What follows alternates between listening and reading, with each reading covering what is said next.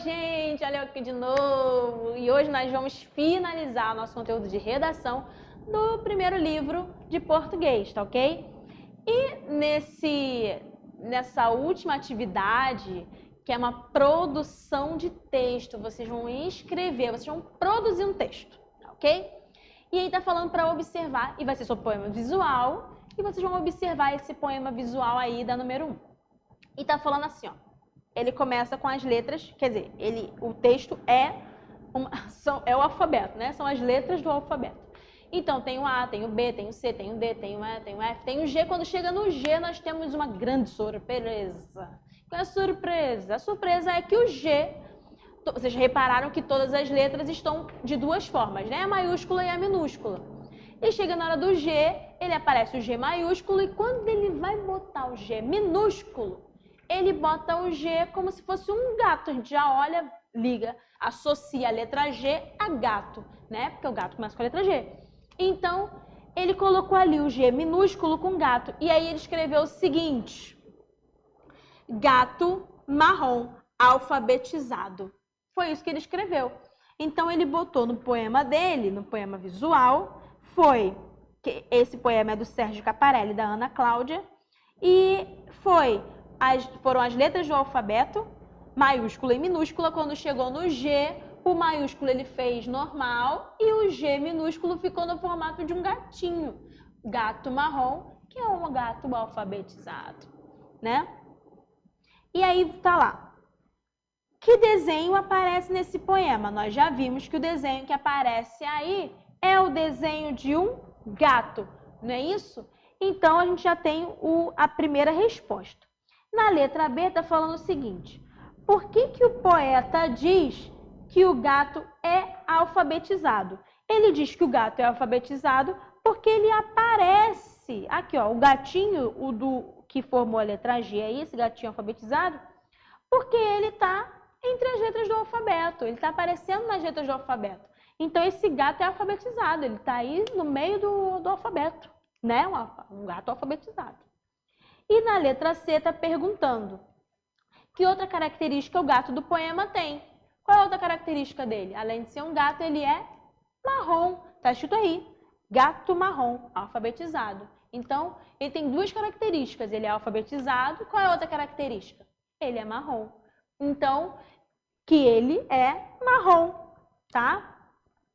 E aí, nós lemos o poema na página 58. Na página 59, deixa eu botar aqui para vocês, é um rascunho, tá?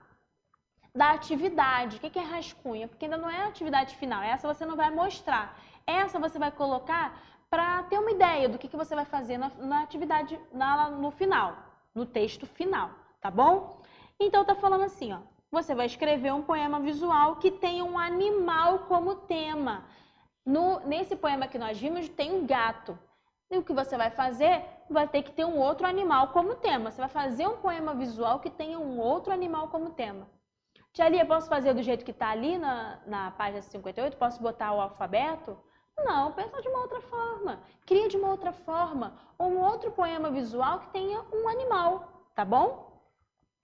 Quem vai ler, no caso, não precisa, essas duas partes não precisa preencher, porque a gente faria, se a gente estivesse na sala, quem ia ler isso daí seria eu e a turma, né? Você ia mostrar para a turma. E como é que ia circular? A gente colocaria no mural. Mas como a gente está fazendo de casa, não precisa preencher essa parte não, tudo bem? Aí tem a número 4. Antes de começar a escrever, pense nessas questões, anote as primeiras ideias, tá? Aí tá falando assim, letra A. Sobre qual animal você gostaria de fazer o poema? Você vai pensar, poxa, qual animal de repente eu gostaria de fazer esse poema, hein?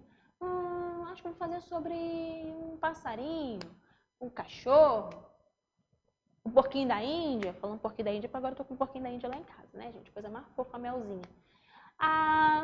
Vai pensar no animal que você quer fazer, tá bem?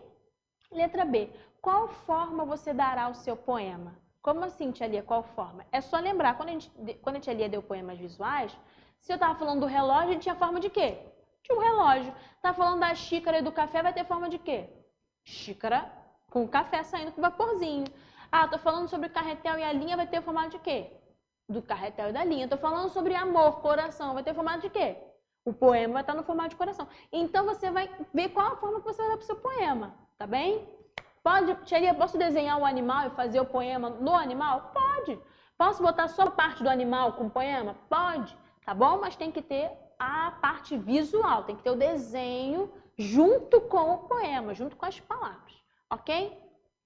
E letra C. Que características desse animal você quer descrever no poema? Sobre o que do animal que você vai escrever? Tem que pensar. Ah, vou falar sobre como ele é rápido, como ele é grande, como ele, as cores. Você vai falar o que você quiser, as características que você quiser desse animal, tá bem? Aí na número 5 é para fazer um rascunho, tá bom? Você vai ver como é que você vai fazer mais ou menos o desenho, e vai apagar, não gostei, faz de novo, aquilo tudo. E aí na página 50, deixa eu voltar aqui. Voltei? Não. Página 59. Ah, foi a que a gente fez agora. Página 60. Tá falando o seguinte. Tá falando nada. Tá? Tá falando nada. Tem só essa imagem aí. Tia Lia não tá falando nada aí. Realmente, não está. Porque essa imagem, essa parte aí, essa parte em branco, vai ser onde você vai colocar o seu poema. Tia Lia, por que não tem linhas? Porque você vai desenhar, né? Você vai botar o seu desenho.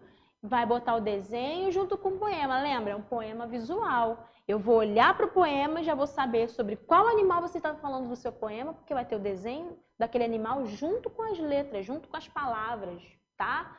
Então, nesse espaço em branco é onde vai ficar o seu trabalho. Porque depois, ó, na verdade, nesse espaço em branco, aqui, na página 60, não está querendo voltar, foi. É onde você vai botar o seu rascunho. Você vai botar o seu trabalho rascunho aí, tá? Aí você pode apagar, aí você pode fazer vários desenhos e decidir qual que você vai colocar no final. Aí você pode fazer de vários animais e pensar, ah, acho que esse aqui que eu gostei mais. Ou então aí você pode pensar algumas palavras e depois fazer o desenho junto e vai apagar um montão de vezes. Essa parte aí é do rascunho, tá bom? Esse espaço em branco. E na página 61 vai estar assim, ó. Faça as alterações. Vai, meu filhinho. Tô falando que esse livro às vezes não vai com a minha cara, gente. Vocês sabem disso. A tia já falou isso pra vocês, né?